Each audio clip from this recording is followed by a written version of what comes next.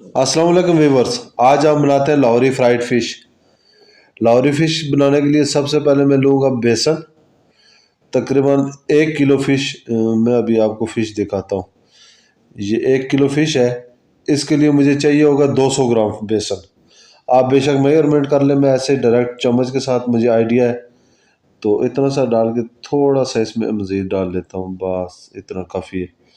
ये 200 ग्राम बेसन लूँगा। तो इसके अंदर ये हाथ से बनाऊंगा मसाला मैं। बना हुआ बाहर से पैकेट नहीं लिया है, मैंने खुद लिया है। अजवाइन डाली है मैंने 1 टीस्पून। खुश्क अजवाइन जो है ना, ये 1 टीस्पून इसके अंदर साबुत डाल दें। और पिसा हुआ धनिया तकरीबन 1 टेबल स्पून पूरा, ऐसे ये। और इसमें नमक 1 टीस्पून। नमक मैं पहले कम इसलिए डाल रहा हूँ कि मैंने इसके अंदर पिंक साल्ट भी 1/2 टीस्पून पिंक साल्ट डालना है। ये पिंक साल्ट है, ये 1/2 टीस्पून।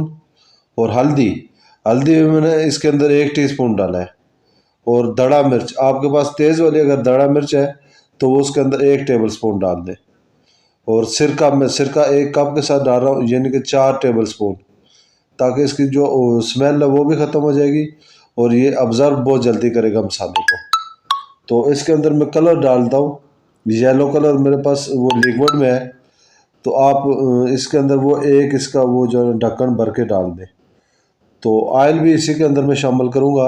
जिस ऑयल के अंदर फ्राई कर रहे हैं वही ऑयल, तकरीबन 2 टेबल स्पून। तो इसको मैं थोड़ा सा इसके अंदर पानी डालूँगा। पानी डाल के तो मिक्स करते हैं। तकरीबन इतना सारा पानी लेता हूँ, इसको मिक्स करता हूँ ऐसे। ये आप थोड़ा सा इसको लूज़ बनाएं और साथ साथ पानी डाल के, बिल्कुल हल्का सा पानी डाल के, तो इसको विस्क की मदद से सही मिक्स करें इस तरह। ये इसकी थिकनेस होनी चाहिए, मैं भी आपको दिखाता हूँ। इतना यानी कि लूज होना चाहिए, बहुत ज़्यादा थिक ना हो। इसके अंदर मैं डालूंगा फिश। ये अब इसको मिक्स करके कम अज़ कम मुझे 10 मिनट के लिए इसको रेस्ट दूंगा। कहीं किसी बर्तन के साथ ढक के तो मैं रख दूंगा 10 मिनट के लिए। इस तरह सही तरह जब आप महसूस करें कि मिक्स हो गई है, तो उसके बाद आप इसको ढक के रख दें। तो मैं इसको करता हूँ सीधा, ये इसके ऊपर रखता हूँ ढक्कन। ढक्कन रख के तो मैं इसको कर देता हूँ साइड पे। तब तक आग लगा देता हूँ ऑयल के नीचे, ताकि थोड़ा सा ऑयल वार्म अप हो जाए। थोड़ा ऑयल गर्म हो जाएगा तो इसको खोल के 10 मिनट के बाद मेरा ऑयल भी गर्म हो गया। और इसको मैं अभी चेक करता हूँ।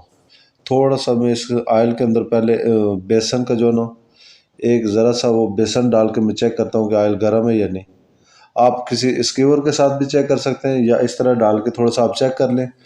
तो जब तेज़ गर्म हो, इतना बहुत ज़्यादा फुल हीट में ना हो। तो ये कोशिश करें कि अगर आपका 200 डिग्री पे होगा ऑयल, तो वो ब्राउन होना शुरू हो जाएगी। थोड़ा सा दरमियाना गर्म हो तो उसके अंदर आप डाल के इस तरह, तो एकदम से इसके अंदर स्लाइसर नहीं आपने मारना। कम अज़ कम 1 से 2 मिनट पकने के बाद आपने इसके अंदर स्लाइसर या चम्मच से हिलाएं इसको। तो ये जब देखें इस तरह इसका कलर आना शुरू हो गया।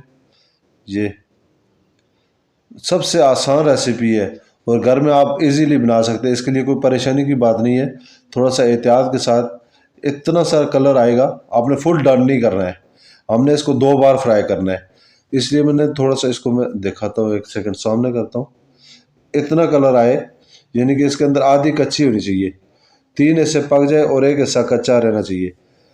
तो इसको मैं साइड पे ऐसे निकाल के थोड़ा सा ठंडा करूँगा। जब आप इसकी एयर आउट हो जाएगी तो मैं इसको दोबारा फ्राई करूँगा।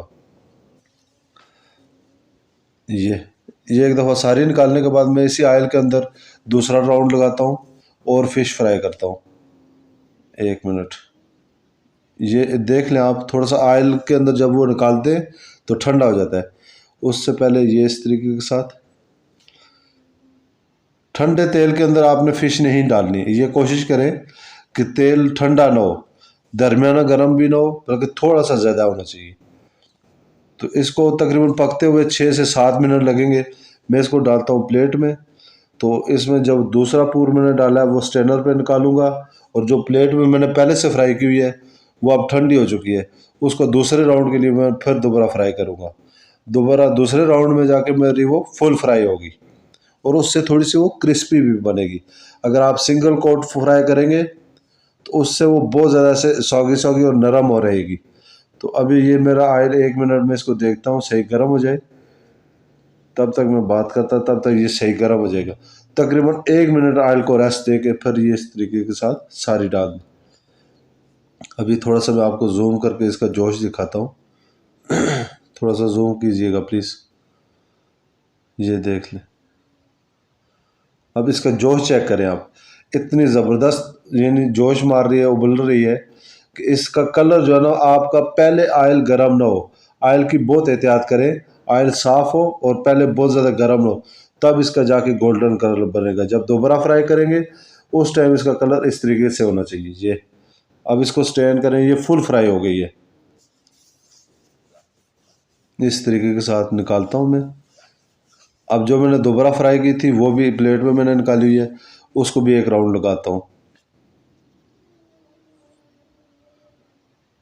ये इस तरीके के साथ तकरीबन 1 मिनट में मेरा ऑयल दोबारा गर्म है। तो ये अब इसको मज़ीद मैं 3 मिनट तक फ्राई करूँगा। 3 मिनट के बाद ये फुल फ्राई हो गई है। जब इसका गोल्डन कलर हो जाए, ऐसे जलाए नहीं, आप एहतियात से कोशिश करें। तो ये जब फ्राई हो जाएगी तो ये उस टाइम ऊपर तैरना शुरू हो जाएगी। जब नीचे बैठी हुई है तो समझ लें इसके अंदर अभी पानी है या इसके अंदर जान है। तो इसको 3 से 5 मिनट के दरमियान ये फ्राई हो जाएगी, तो इसको आप स्टेयर कर लें। ये अभी जो बाकी की है उसको मैं फ्राई करके आपको दिखाता हूँ, 1 सेकंड। ये इस तरह, अब ये देख ले तेल की हीट कितनी है। आप जब पहले दफ़ा डालें तब भी तेल इतना ही गर्म होना चाहिए। बहुत ज़्यादा गर्म होगा तो बाहर से एकदम से डार्क हो जाएगी।